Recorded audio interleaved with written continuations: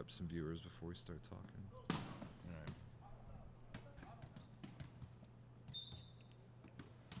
Okay.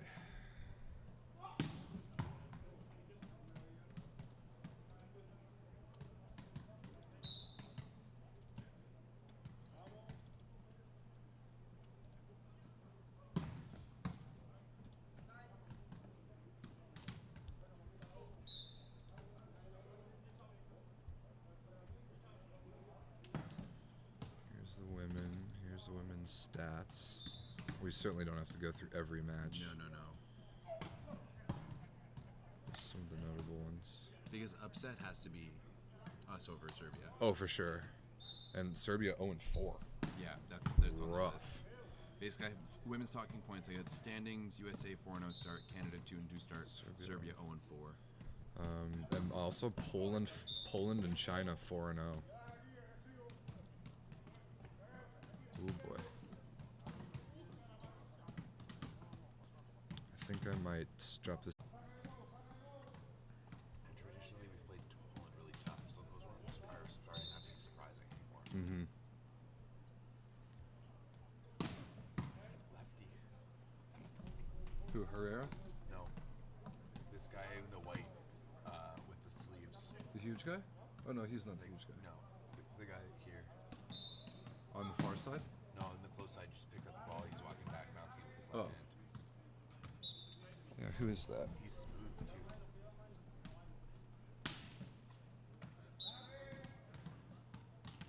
It is wearing his full-on jersey. Yeah.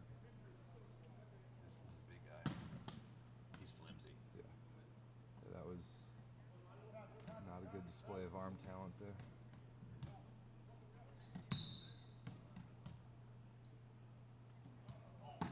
That's Concepcion. The middle. Yeah. Okay. Oh, they can hear us. What's up, people? That's funny. I'm gonna mute this channel. Why not? We can just jump Guess into we it. could just do that. Yeah. Very professional over here. Yeah. Well, we're just watching Cuba practice right now. All right, let's do it. All right. We'll see if we get kicked out. We'll see. Did you remember that old video of mine where Yeah. Cuba kicked me out as I was trying to record some video? So I don't know if they see us up here yet. So we'll try to stay quiet. What's going on, ladies and gentlemen? Oh man. How you doing? Oh man. What's up, boys and girls? We're here. We can talk about my process of getting here in just a minute, I guess. But we're here. Welcome to Yeah. Volleyball Nations League. I'm Rob St. Clair. This is Everett Delorme. We are here together, which is my favorite thing that we get to do. And we're here in Ottawa for week 1 of the 2023 Men's Volleyball Nations League. And just like we did last year, we're here on what we're calling day 0, kind of as the practices are going on. Right now we got Cuba warming up behind us. We got the Maple Volleys Canada after this. Coming up later. So you missed everyone else. I missed everyone else. Literally everyone. Wasn't my fault. Trust me, we can get into that. But yeah, we're gonna finish this show. We're gonna go watch Canada, and then we're gonna be out of here because I need to go to sleep. But you're in the right place, people. We're doing a drunk stream tonight. Oh, we are not doing a drunk stream tonight. No way. This is like me doing the drunk stream after traveling all day in Austin. And then Did we do one that night? We did one that man. first night. Yeah. Oh man. I traveled all day to Austin, Texas, and then we watched 2 matches, and then we went out drinking with your fiance. Yeah. And then we did a drug stream. So Woof. well, that's why it's because like I went back and saw that one recently. I was showing my girlfriend, and there's parts where I'm just like into the couch. Yeah, that was a great one. So you're in the right place, people. We got more of that going down this week for sure. Do us a favor, let us know in the chat if you can hear us. Okay. I don't really know exactly how everything looks and sounds. It's definitely a different setup than when we do the 9x9 remotely every week. But if we sound okay, let me know in the chat. But we got some volleyball to talk about. So much volleyball to talk about. We got a big week ahead, obviously. We're going to be doing a bunch of these streams before and after pretty much every round of games, starting tomorrow before the games. And that'll be cool because like tomorrow pregame, we'll have all the official rosters published for this week. We should by then, yes. We will have the games from Japan overnight to catch up with. Yes. So I think that's going to be pretty cool. We can catch up with the games overnight from Japan. Then we can preview the games we're about to see in Ottawa, and then post-game we can talk about the games we just saw in Ottawa. I think that's a pretty good setup. Yeah, and it'll be. It's basically the exact same thing as we did last year. Right. One in the early afternoon. A good time to get all of your European friends in, and then one late at night. Maybe those in Asia can tune in to the later edition. You know, like that. As your morning show. You come to you with what went down on that day. So where do we want to start first? Do we want to start with the men here in Ottawa? Do we want to preview that first, or do we want to recap the women from this past week? I think we might as well start with the men. I think we're here. We got the men warming up behind us. We can sort of give a picture of what this week is going to look like. Yeah. Thanks for the feedback. We're just going. These little tabletop microphone stands don't quite reach all the way, so I'm just gonna hold it. We're just gonna hold them. I think that's just the best way to do it. But yeah, we are here in Ottawa. Awesome. Ottawa. This is the fourth time they've been hosting VNL. 2018, 19, and then 22 and 23. So that's every year that VNL has taken place in normal fashion. Yeah. Because as you'll recall, the only reason why the VNL exists is because Italy would have gotten relegated in 2017 from the World League, and Volleyball World or the FIVB couldn't have that, so they created a brand new tournament, and here we are. Yeah. Friendly reminder. Yeah, just I do like it because the men having the World League and then the women having the Grand Prix, it was just so confusing. Let's just get it under one brand. So here we are. I guess 5 years later because of the one bubble year. Right, and the nice thing is that the format's identical and the weeks are staggered, so we could talk about women one week and then men the next. So we're gonna preview the men's a little bit, but we're gonna cover a lot more tomorrow before the matches, kind of about the men in detail. But I think it's worth starting off. We want to tell people who is where this week in the two sites. Yeah, for sure. So here in Ottawa, we have Canada, USA, Brazil, Cuba, Italy, Germany, the Netherlands, and Argentina. Oh, very nice. Yes, it's tough to remember. And then over in Nagoya, Japan, you've got Japan, China, Iran, Bulgaria, Poland, France, Slovenia, and Serbia.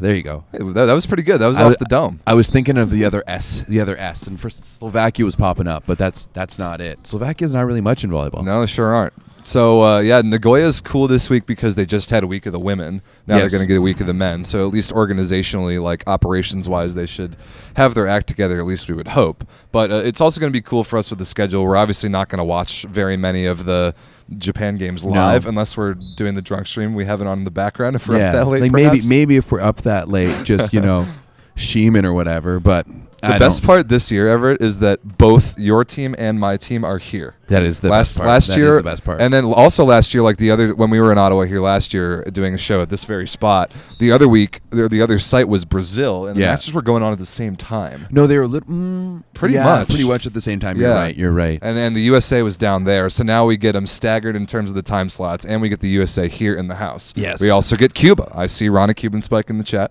We get Cuba. Welcome to the VNL Cuba, and they are warming up behind us right now. They are. Ronnie, tell your compatriots not to kick us out. we just want to love them.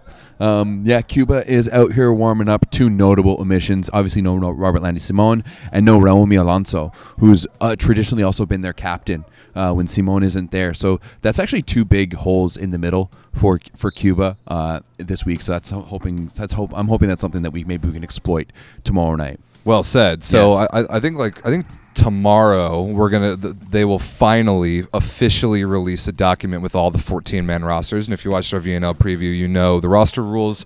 Every team before the tournament gets to name 30 players, but then going into each week of competition at the VNL, you bring 14. So those 14 have been kind of floated out throughout the internet here and there. Yeah. But it'll be official as far as internal Volleyball World documentation tomorrow. We're going to get those. I think we can talk about them in more detail on tomorrow's show. I think we should kind of look forward to, for example, Canada versus Cuba tomorrow night. Yeah, for sure. I mean, I can kind of go through some of the rosters. That's true, because you've been seeing the guys practice today. I didn't see the Netherlands practice because they decided to practice at the training gym, which is completely a weird move because then they are going to be coming into their first match blind. Although they don't play tomorrow, so maybe they can train in this gym tomorrow. Who, the Netherlands? Yeah. They've got the United States on Wednesday to kick off the tournament. That's the first one. So I didn't get to see them train. I'm assuming it's Namir and all the guys. So that's the only team that I can't talk about. But next up on the docket was the United States of America. Let's hear it. But they brought their team. I know, dude. I know you've already covered this, but they brought their team and they look good. Micah is looking smooth. You've got the Which Micah? Both. Both are looking smooth. And they just look good. David Smith says thank you. Came up and thanked us for all the nice stuff we've been saying about him this year. We love Dave Smith, friend of the show. His wife watches every episode. Oh, really? Yeah. Shout That's out awesome. to Kelly and the Smith family. So, I don't know if they're here this week or not. I hope so. I'd love to meet them. Yeah, absolutely. But yeah, honestly, USA looks good. They look good. I also didn't realize that they have Javier Weber, the Argentinian coaching legend, and man, he coaches also at Ulster. Right. With Taylor Averill. He just kind of buzzes around the court. Like, he's right in there in the drills. Like, the guys are doing setting reps and he's setting them right back. Like, he's tossing balls and he's giving feedback. Like, he's just this like little bumblebee that buzzes around and gives information. He's awesome. Probably the most overqualified assistant coach ever. 100%. Absolutely. I Right. love that. Kelly's watching. David Smith's wife is watching. Hey, Kelly, thanks for watching. That's that's amazing. awesome. That worked out so well. Yeah, so I didn't get here in time to see the USA had like one of the earliest practice slots in the morning, so I wouldn't have made it regardless. But I also had the worst travel day in recorded history, so all I get to see is this bit of Cuba and Canada later. Oh boy. But yeah, just to kind of summarize my two takes from the USA preview that I did on why I think they brought the A team. One is so first of all, it's weird because we never bring the A team week one, never. Did you listen to my interview with Sparrow? I did. Because I asked him exactly you that. did. I did, and you nailed it. So check out Everett's interviews. He's already got the Sparrow one and the Bruno one up, and with a couple more coming. My two thoughts on why I thought the USA brought the A team. One is because the travel is easier. We got really lucky this year. We have 2 of our 3 preliminary round weeks in North America, which is amazing. So I think that probably the guys had some input. Said like, all right, let's bring everybody week 1. Then let's take like the next 3 weeks off. Keep some of the older guys home from the Netherlands. And then send everybody, obviously, in Anaheim because they don't have to travel for that one. So and that's obviously you want to bring out the boys. Of course. You want to bring out the big guns when you're at home. Of course you do. So that the travel was one thing. Traveling to Ottawa is easier than traveling to the Netherlands. The other one is I think it's been kind of the prevailing strategy for every team. Almost everybody brings their B team week 1. Yeah. A couple exceptions to that, like Brazil usually brings everyone. Canada at home is obviously going to bring everyone. I mean, we can't really afford. No, we're not really one of those teams but that goes out and brings a beeline. Yeah, we'll be okay. Like Italy this week, for example, who we play is sending a B team, which they didn't really do last year. For that reason, I think it's you can get a lot of value out of bringing the A team if you're the USA. Because you're going to play a whole lot of B teams in all likelihood. At least we're going to play. We play Netherlands, Italy, Canada, and Brazil. I think in that order. Yeah. We can beat the Netherlands. We will beat Italy's B team. Italy is a B team. Like I remember last year we were having the debate with you, me and Dan, on the difference between a B and an A2 team. This is a B team. This is a B team. This is a B team. This is like the depth of the depth of the bench. Like it's really there. Like we're gonna get to see Paulo Porro live in the flesh. All the memes are coming together here. Man. That's gonna be awesome.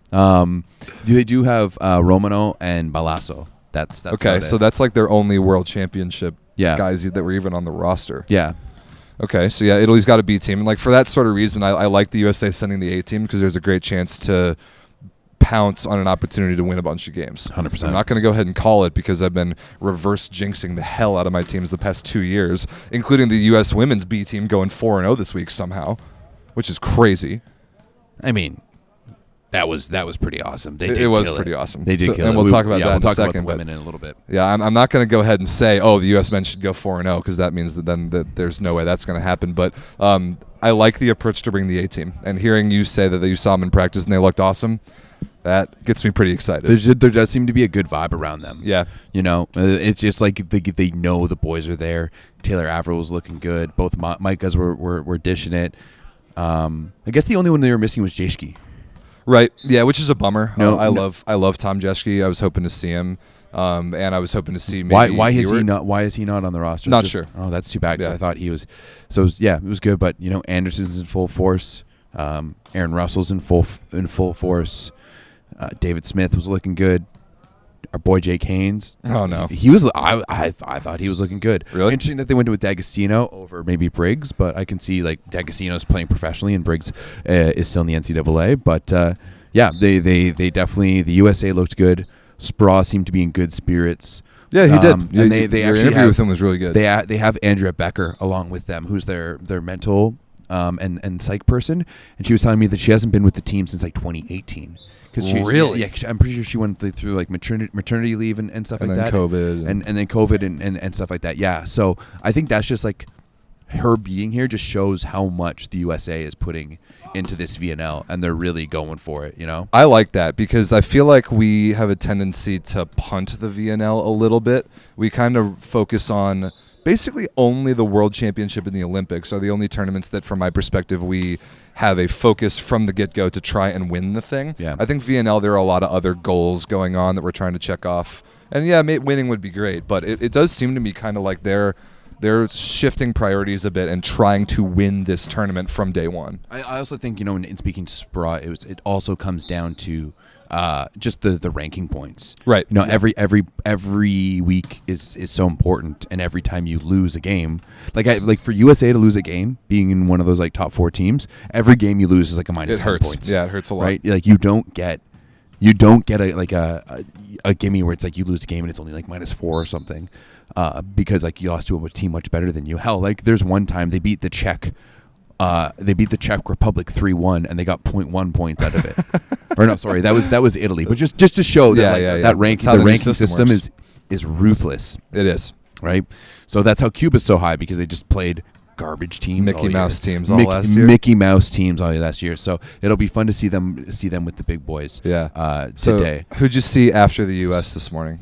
After the U.S., it was Maybe Brazil. Brazil. Okay, who you And- saw a bunch the last couple of days playing the scrimmages in Canada. Yeah, and I mean, this is a different Brazil. Oh yeah. This is a different Brazil. We're gonna have to learn some of these players. Lucarelli is obviously their guy. They've got Abuba. Yep, on the lefty. right side, alongside Alan Souza. It's good to see Alan coming back so quickly, man. Yeah, Like, he it got is. hurt last year. I wasn't sure if this summer was going to be in the cards for him. He's looking pretty good too. He's looking springy. He was looking strong. So I don't know what they've got down in the milk down there in Brazil, but you know, maybe it's Regrowing those ligaments. those Brazil nuts really helping him out with the protein.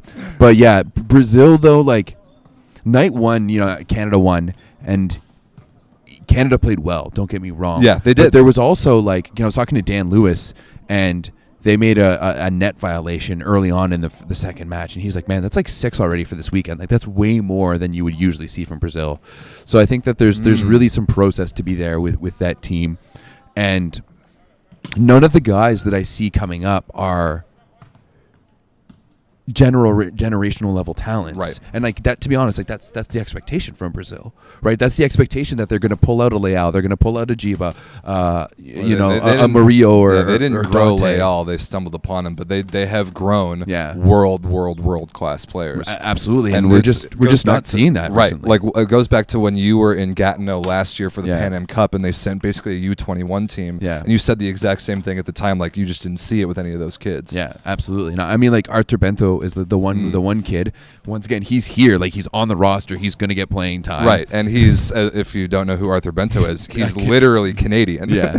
So and he's playing for Brazil. he's playing for Brazil. So yeah, like I'm just not entirely seeing it from Brazil. Yeah, I think second it's- outside is going to be a real hole for them this week.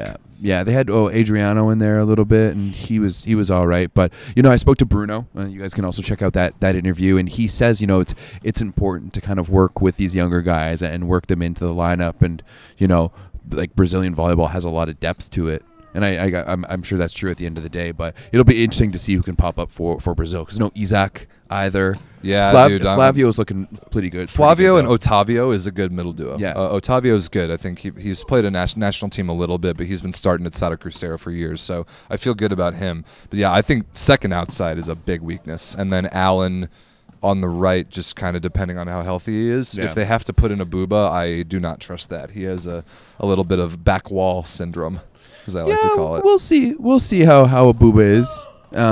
I think it might be different within the Brazilian system, Perhaps. you know, and like because it's like the Brazilians, like even watching them today, like they get after each other, like they get. Oh, yeah? and then like in a very fiery? like fiery, like, hey, very, very poignant way. And still like very like loving and stuff like that. But yeah, they definitely get after each other a little bit.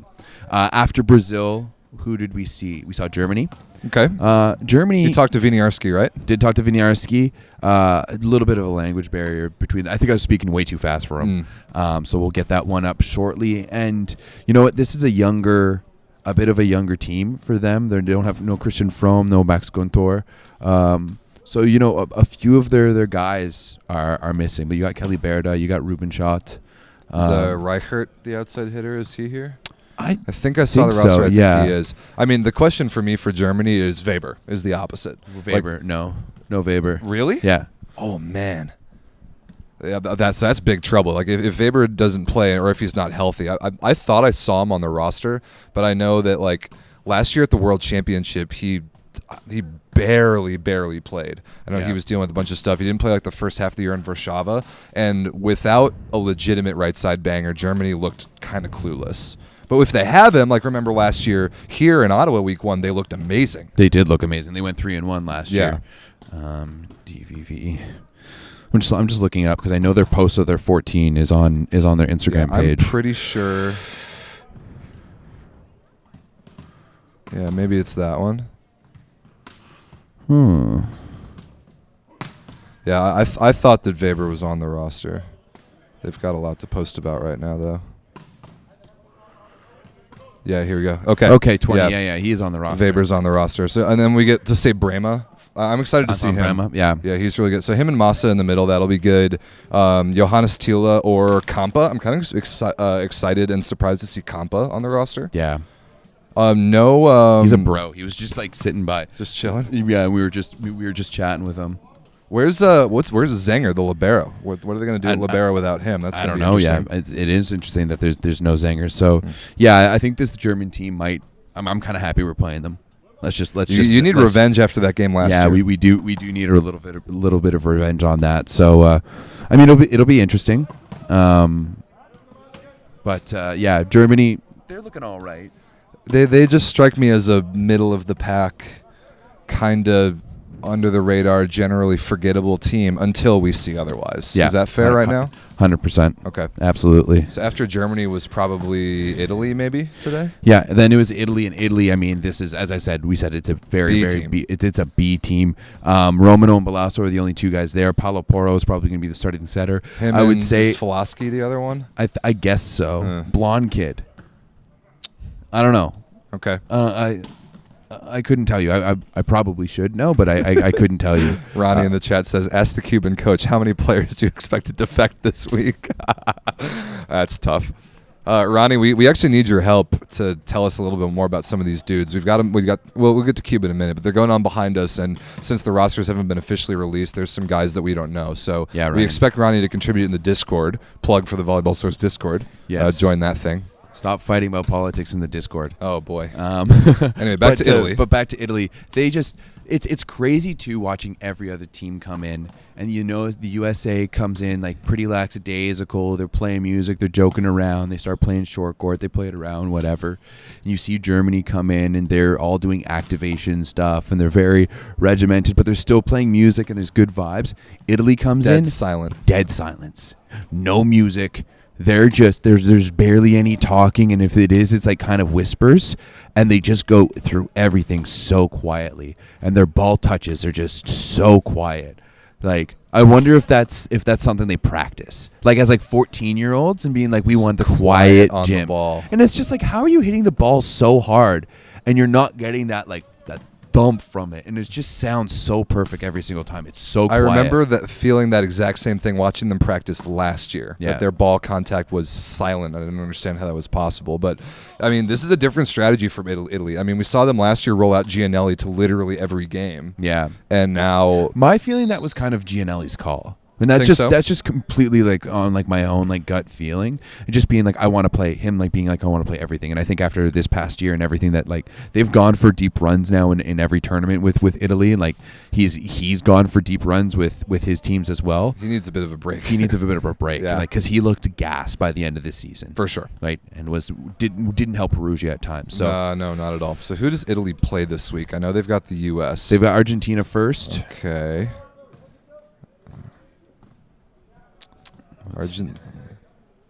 Argentina, then the U.S., then Cuba, then Germany. I mean, if they go 2-2, that would be a good week for this particular Italian team. Do you think so? Yeah. Like, we're going to beat them. I'll tell you that right now. Yeah, I would suspect so as well. We'll talk about Argentina in a second, but they're kind of rebuilding. Well, I guess we can go, right, because they were right after Italy. Yeah, talk about Argentina. Argentina. DeCecco's here. DeCecco's here. That's going to be that. sick. Love that we're going to get to watch DeCecco. DeCecco and Sanchez are their two setters. So Okay. they don't have that tall guy from last year. Giraudo. Because they named 15 guys. They're going to have to drop one. Yeah. Not that surprised that it's the third setter. And then Lowe's there. Honestly, like, no Bruno Lima.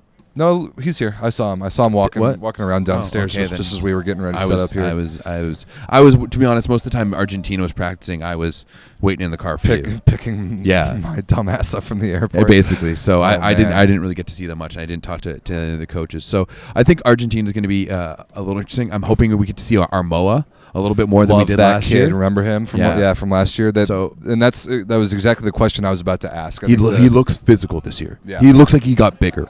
Good. Right? Like, he looks like he got bigger for sure. I think he's 19, maybe 20. He just played this season at home club in Argentina, and I think maybe this might be the jumping off point where he starts to go to Europe and get some contracts. Because this kid Manuel Armoa at outside for Argentina that's the position of need for them right now. Facundo Conte seems to have retired. I believe, in fact, for the national team, he has retired. So they need to fill that spot. It's interesting too. A colleague of ours was Claire Hanna was talking to the Argentinian coach, and he seemed to like make it seem that there was like some friction between Facundo Conte and like the national team. But I've seen like the press release, and it just seems like, oh yeah, like I don't want to play anymore. But I think it's maybe more so the Argentinian coach hoping he's going to come back for something like maybe like the Olympic qualifiers later down the line. That's we've seen that move pulled by many a player before. We've got our Polish friend in the chat that Armo is rumored to go to Olsztyn, which makes sense. Cool. To go play for Weber, an Argentinian guy, that and makes sense. That makes sense to me. But yeah, like Luciano Polonsky, there's who's the other Luciano? Vicentine.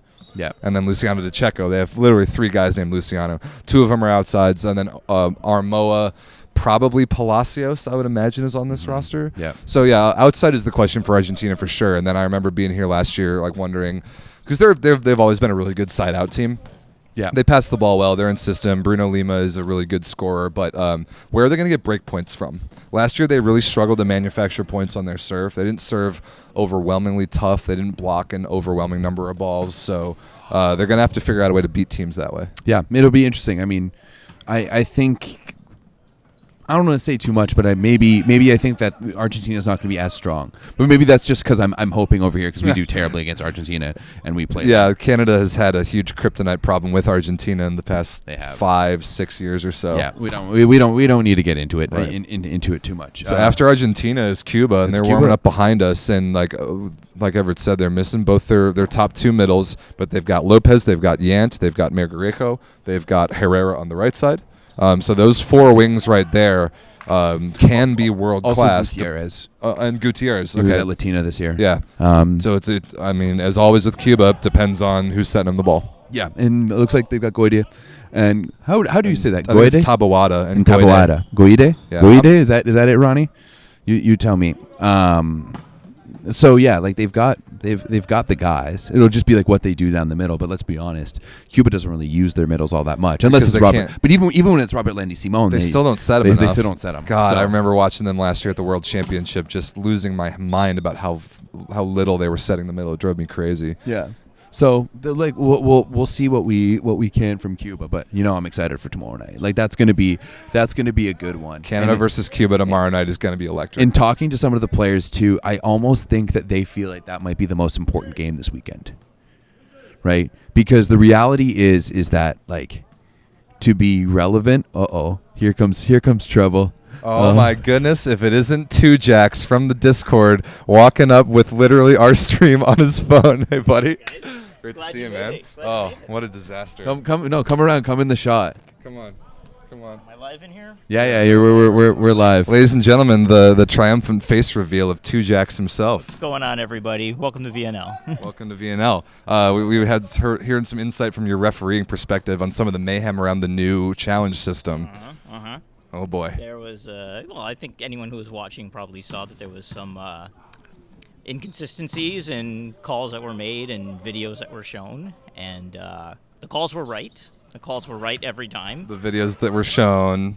There was maybe some gaps in production, and yeah, so they're definitely working on cleaning that up this week. There's been a lot of discussion about it, and I think it'll be a lot better this week. Good news. I mean, what's funny is that we're not going to be seeing the broadcasts at all, so we're going to want feedback from the Discord about how good or maybe not so good everything is, and from you as well. Oh yeah, absolutely. I mean, we'll be, I'll be on a lot of the matches this week, so definitely get to see a lot of it as it happens. And if we're still sitting under the video board, we won't get to watch it live, but there'll be people in my ear and on my phone letting me know if things aren't going well. So it's going to be very interesting. It'll be a lot of fun for sure.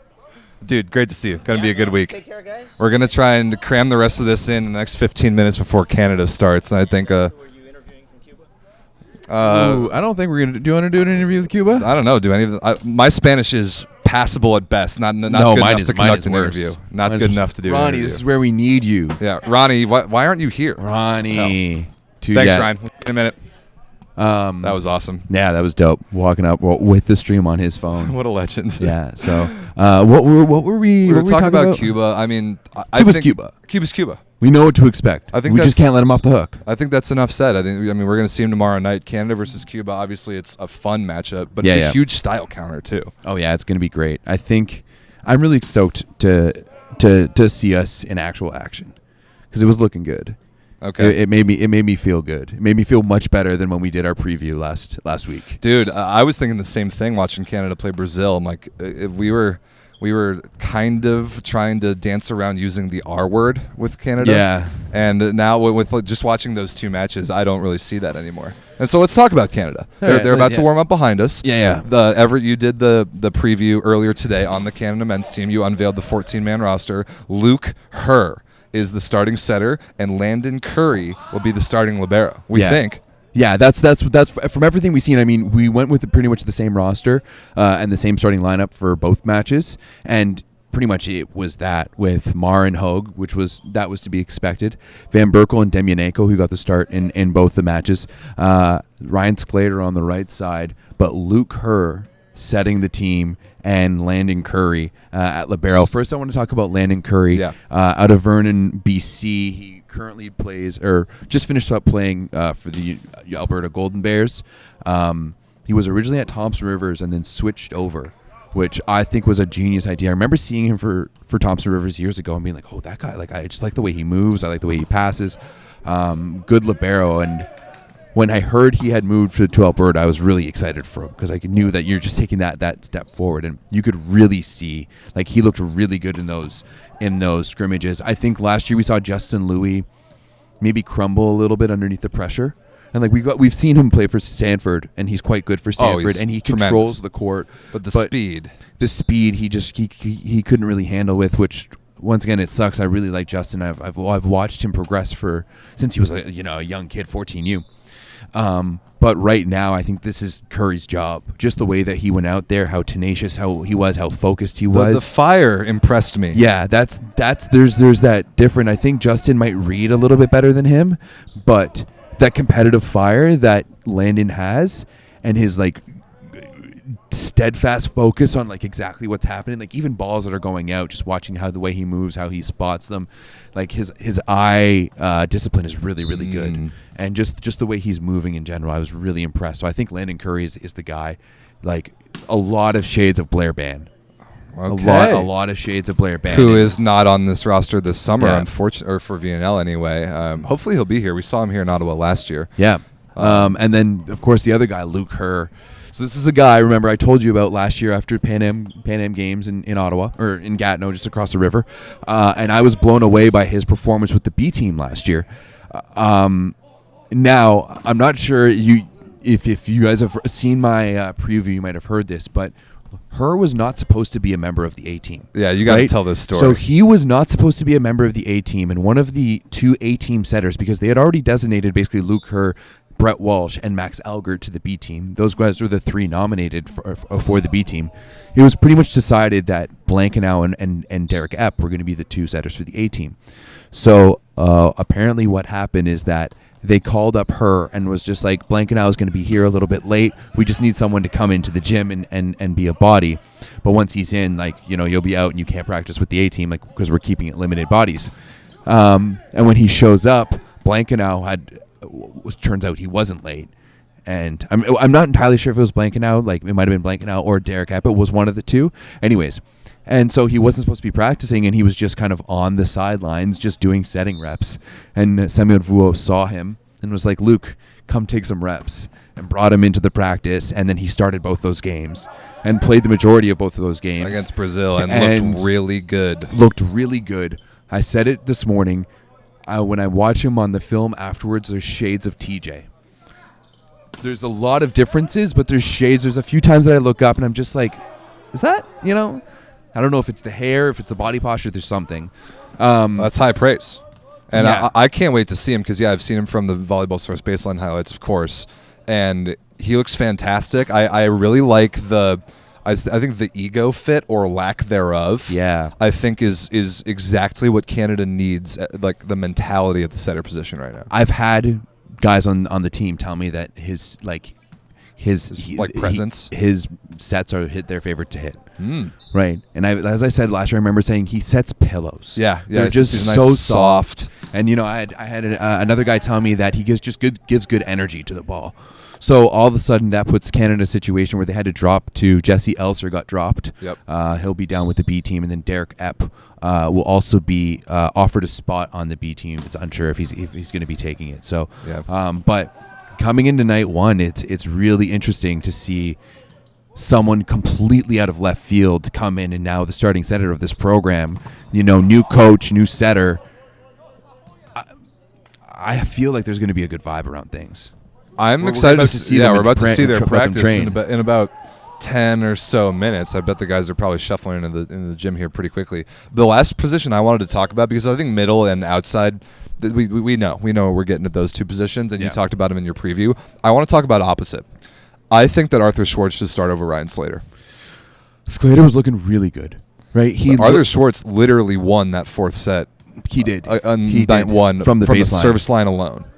Yeah, I was very impressed. I think it's a great situation that you're in this situation with 2 guys who can kind of go for it. One that you know is reliable in terms of Ryan Slater. Like, we know who he is. We know he has have to offer. He's going to be able to get you a solid 10 to 15 points per match, and then he can pop off sometimes and be your guy once in a while. Right, and he's solid. He's solid all around. He plays decent defense. You know, he's a competitor. He serves good from the baseline. But then you also have this option that, you know, like, we've never seen Arthur Schwartz on the right side in a Team Canada jersey. True. And we haven't really even seen Arthur Schwartz on the right side all that much, because in the 2 seasons he's played, last year he got injured, and this year he was on the bench. But like, there was spurts. There was a 4 or 5 game spurt where he was playing because Grosjean was injured, and he was averaging 20 plus points a match. And like you said this morning, he's got that elite world-class physicality that 100%. That just nobody else in this gym has. And he has that mentality too. Like, he has that Gavin Schmidt mentality of give me the damn ball and I'm just going to swing as hard as I possibly can. Like, there's a lot of... I think Canada kind of needs that.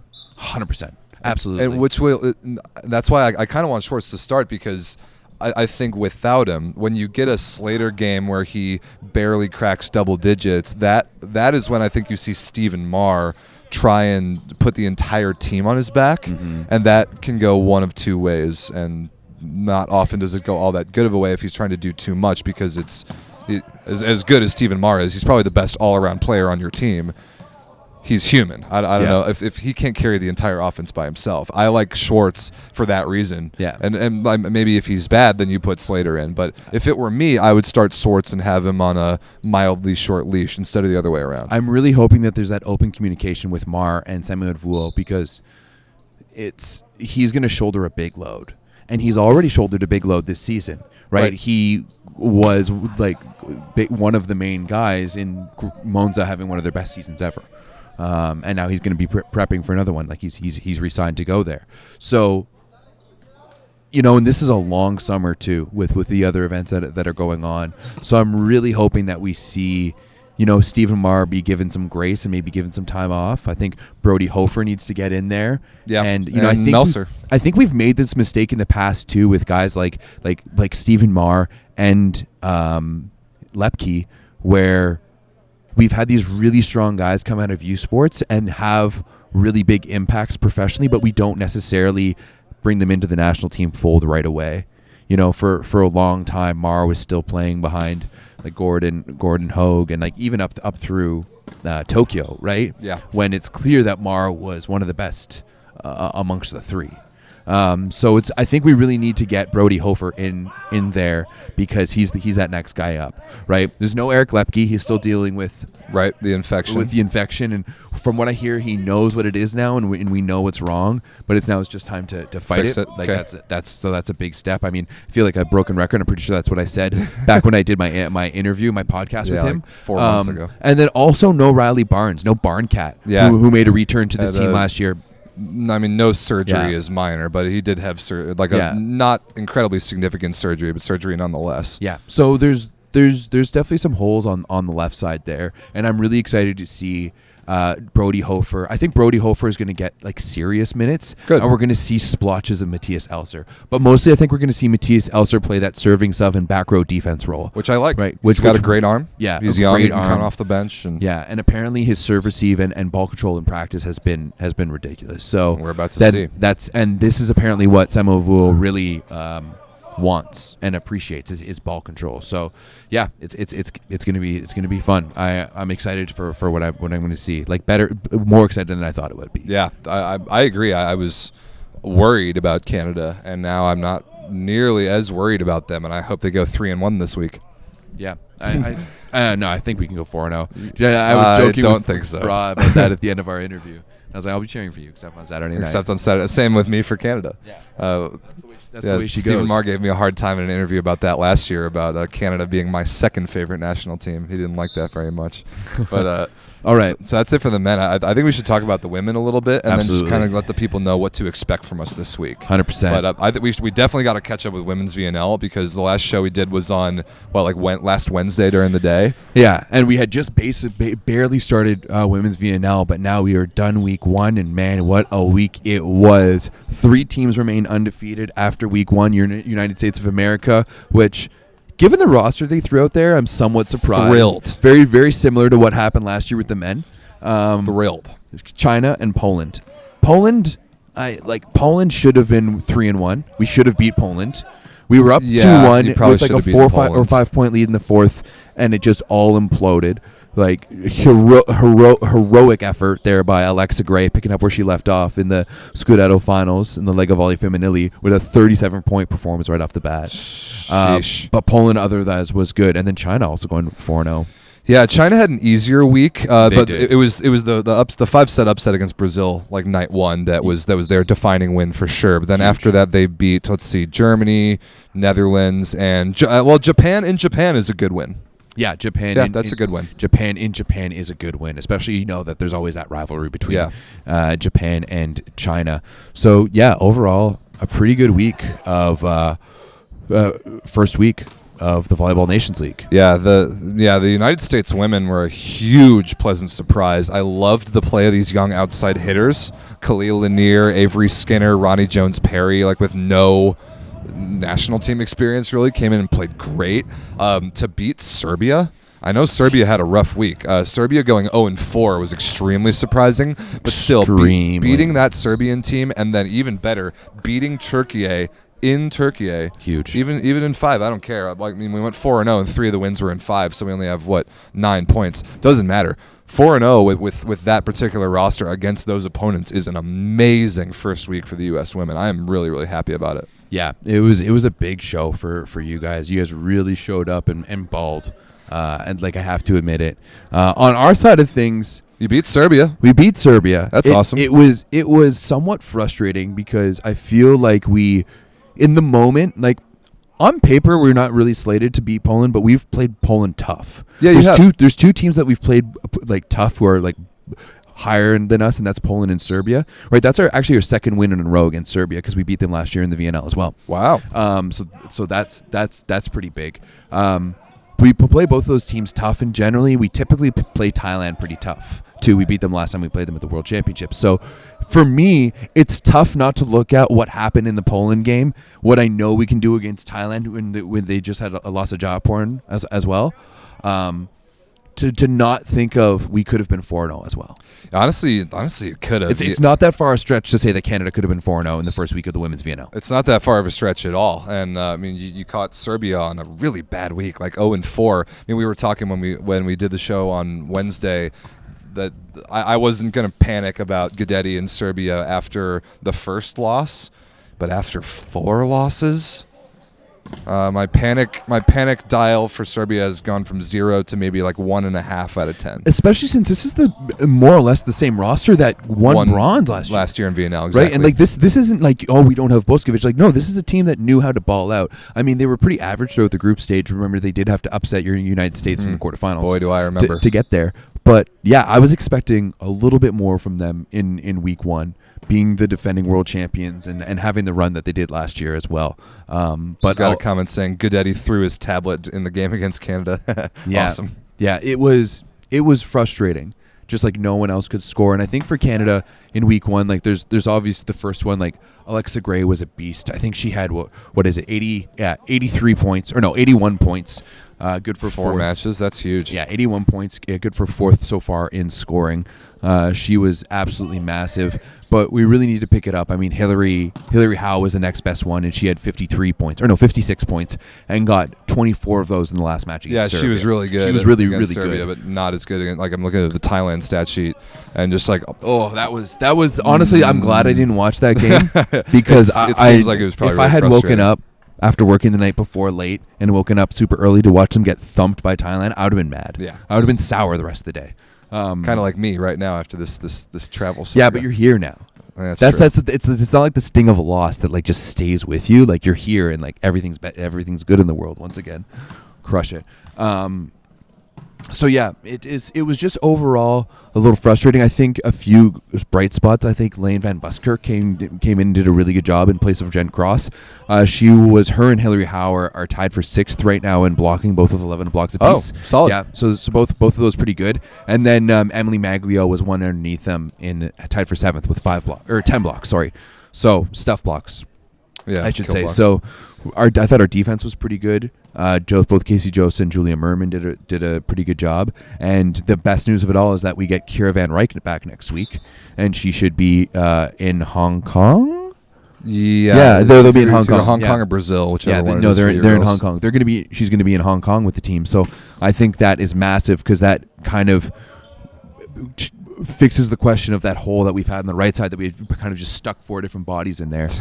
That has been a revolving door for sure. So I think last but not least for the women's, the teams that had really bad weeks. I mean, Korea went 0-4, obviously. Duh. Croatia went 0-4. Yeah. After what we saw losing to Bulgaria, that was predictable. The Netherlands went 0-4. But we also predicted that too in our preview by seeing how they're a core team, so they can't get relegated. Yep.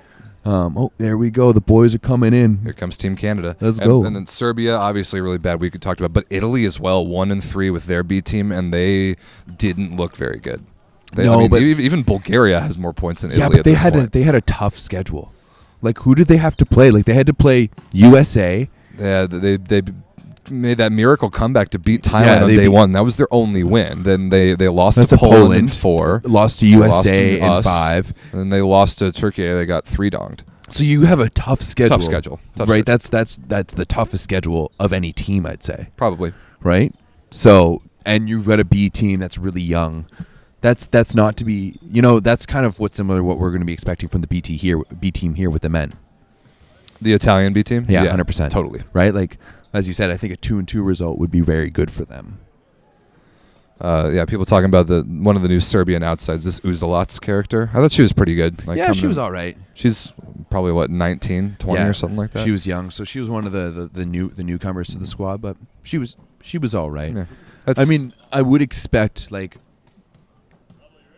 that kind of has to happen. Like, you have a new coach in there, but I think just personally, I think it's a downgrade going from Guidetti or Santarelli to Guidetti. Downgrade going from Santarelli to literally anybody. Yeah, right now it definitely is. So maybe that's why we're seeing Turkey be pretty good. Yeah. So women have a week off. I think that's about all the recapping we really need to do. Just I know we'll do better about breaking down more women's matches once we're like back in our respective homes and watching more games. And we'll go hard on the women next week. Yeah, we will. But right now, we're here. It's men's focus. Cuba is just finishing up their practice, so Cuba is out. It is now the Maple Volleys. The Maple Volleys are out on the court stretching, and we're gonna go down there and watch some of it. And I'm excited. Yeah. We got some time here before. We do. We got some time till anything meaningful happens. They've got a pretty legendary bench, though. When you look at Tuomas Samuelvuo, legendary finish, and then Yao Bravo. Yeah, the Brazilian guy. Yeah, who played for the Brazilian national team. So that's a badass coaching roster. Yeah, absolutely. It is a pretty badass coaching roster. And Everett's laptop just died. It did just die. I don't know if mine did not. I don't know if it's quite up there with the John Spra, Javier Weber. But yeah, it is a pretty strong duo. Should I tell the people what happened with my travel today? Do you want to go? Do we want to? Yeah, let's just jump into it. I kind of do. I mean, I think we need to preface all of this by saying that you did wait exceedingly long to book your tickets. That's because the flights from Chicago were over $1,000 USD. But even when we talked about it like weeks ago, you were like, oh, these are a little bit higher than they usually are. I'm gonna wait, and I did. That was the mistake. Yeah, that was the original mistake. That turned out to be a mistake. So here's my itinerary for today. I live in Chicago. Last night I drove up to my parents' house, who live about 40 minutes north of Chicago, and slept there because my flight this morning was out of Milwaukee. Ooh. So I flew out of Milwaukee, a 6 a.m. flight. My mom was kind enough to drive me up there from Milwaukee to Newark, New Jersey, like right across the river from Manhattan. Then I had a pretty ambitious but should have been very doable layover to get on a Porter Airlines flight to Ottawa. Now here's what happened. I landed at 9:15, like touchdown in Newark at 9:15 a.m. Okay. We got to the gate at 9:20. All right. My flight to Ottawa was supposed to take off at 10. Okay. That's 40 minutes, probably about 30 minutes until boarding closed. Okay. That should be no problem. Even to get off the plane and get to the other terminal. So 3 things went wrong. 3 of them. All 3 made me miss my flight. Even if one of them had gone right, I think I might have made it. I missed it by I missed my flight to Ottawa by minutes. The first one was that when we got to the gate, the people connecting the jet bridge to the plane messed around with that for easily 10 minutes. I was standing with my stuff at the front of the plane ready to move, and they couldn't even connect the jet bridge to the plane for 10 minutes. They're like, that alone, we need to that alone made me miss my flight. Okay. Then I finally got off the plane. I went, because Newark has 2 ways that you can get from one terminal to another. One is a shuttle that takes you inside security so you don't have to go through it again. Okay. The other is a train that goes outside security. So I went down to the shuttle spot to take a shuttle to the other terminal and not have to go through security again, and they told me the shuttles weren't running. Oh, great. So the shuttles weren't running. Not only did they waste time going down there, I then had to go outside security, get to the other terminal, then go back through security again. That cost me easily 10 minutes. That made me miss my flight. Last but not least, I get through security again. I get to security because I have to go through it again. I get stopped as I go through security because I had a water bottle.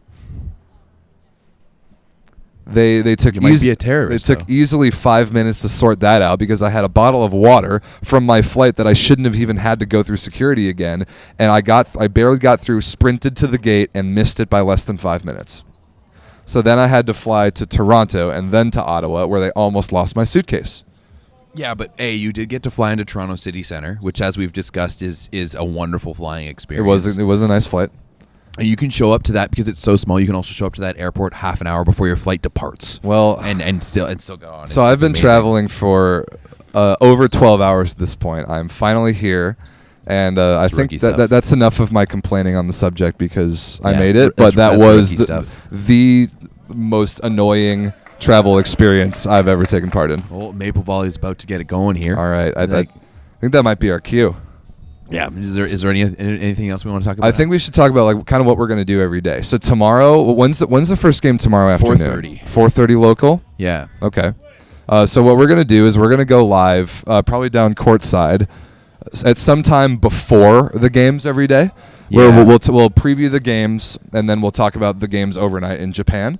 And then after all the games are over every night here in Ottawa, we'll go live again and talk about the games we just saw that day. Yes. So at least 2 streams live here from the gym every day from here on out, in addition to perhaps some late night content. Yeah, we're going to definitely be doing some late night content. Oh, yeah. And we're also going to, I don't know if we'll do it live, but we're going to record some other stuff as well. Yeah, I think we should. I have some other topics I think we should discuss and just do like these little discussion topic segments that we can put on. Maybe like put on a timer or something. We'll discuss it. Maybe put some stuff in the chat that you guys want to hear us chat about, whether it's VNL or club or anything like that. Oh, yeah. So comment on the video after this, or put in the Discord if there's anything else you want to hear us talk about. Can you see the Team Canada warm up? No, we would get kicked out of get our media passes taken away if we film this practice.